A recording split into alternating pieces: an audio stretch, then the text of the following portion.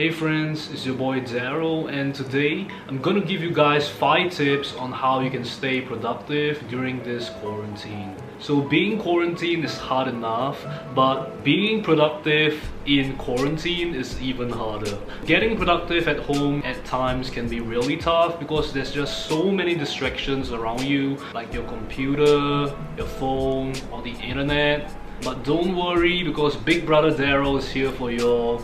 So without further ado, my friends, let's get productive. So tip number 1 is to create your own personal workspace, which is only used for work and nothing else. So for me, I've created 2 working space. One is over here at my study corner, and the other one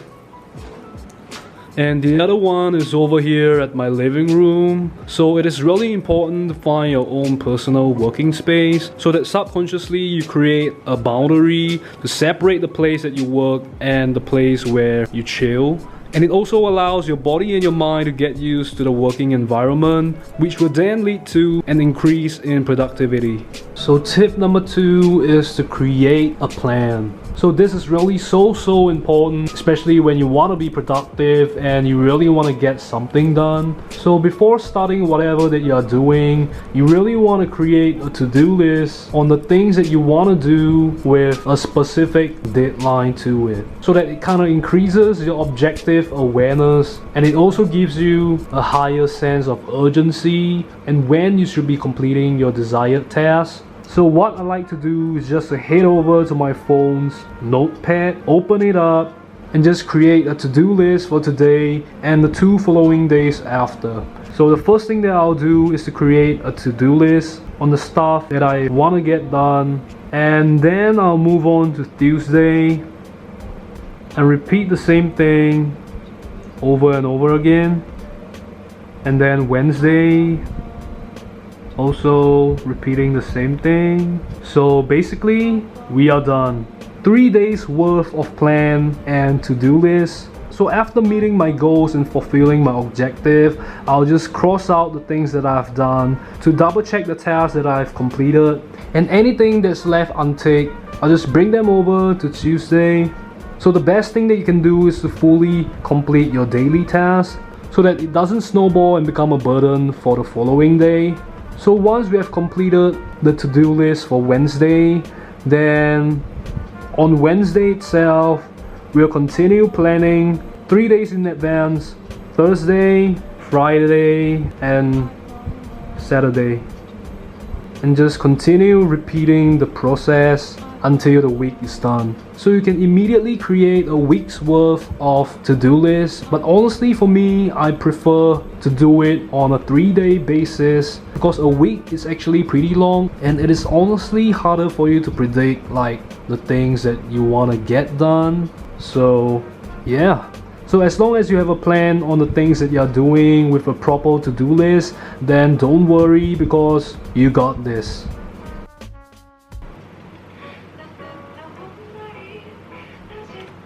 So tip number 3, get some good tunes going, baby.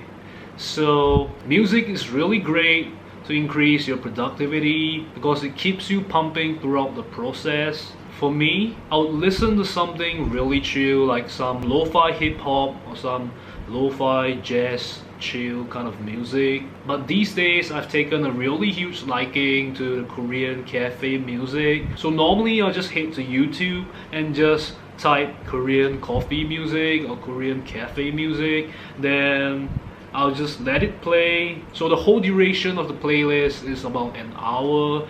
So it also gives me a good time estimate on how long I've been working, depending on what I'm doing. Sometimes I'll work for 2 to 3 hours straight, and other time maybe just an hour. But the one thing that I strongly recommend is please choose a tune or a playlist that you're not familiar with, because if you don't, then you'll end up being like me, you know, just getting my work done, you know, being super productive, and then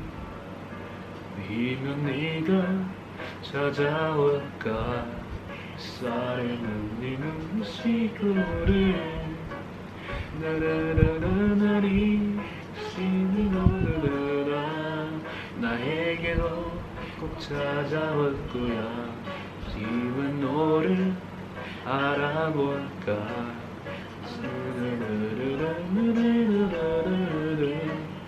So the moral of the story is to choose a tune or a playlist that you really feel that you really like it, but at the same time you're not too familiar with it, so that you don't end up being distracted like typical Darryl. You really don't want to be losing the productivity groove. Also, if you guys are interested in the playlist that I'm currently listening to, then do check out the description box down below, because I'll put the link of the playlist over there.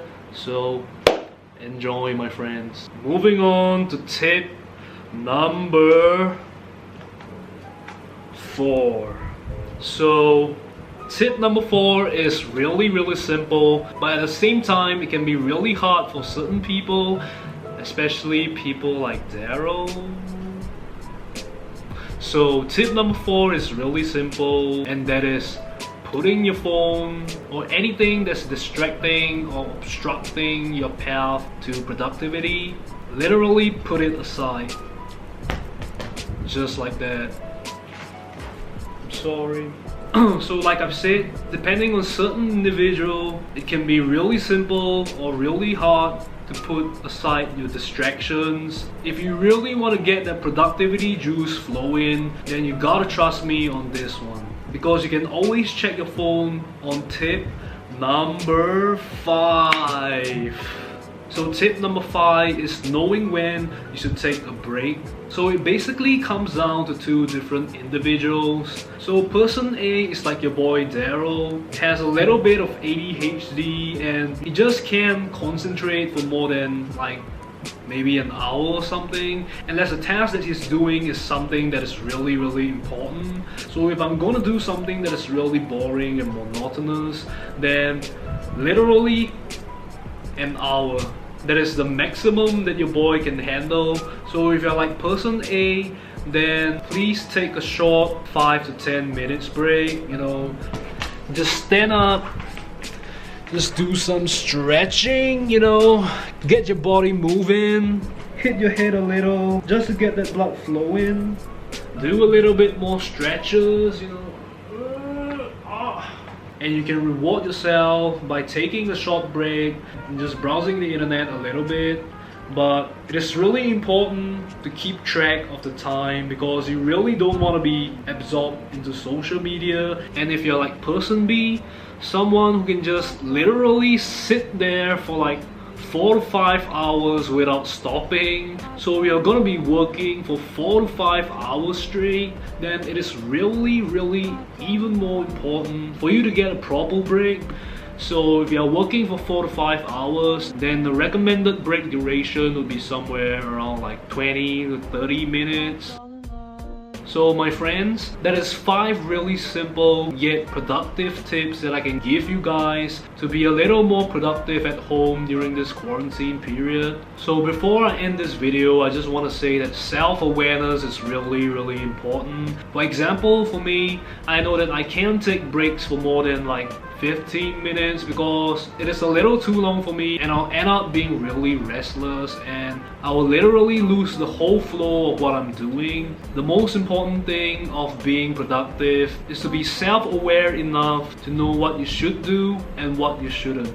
So that's it, my friends, for this video, and I hope you guys enjoyed these little tips from me to you.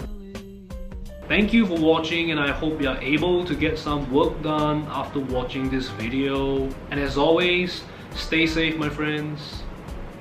See ya.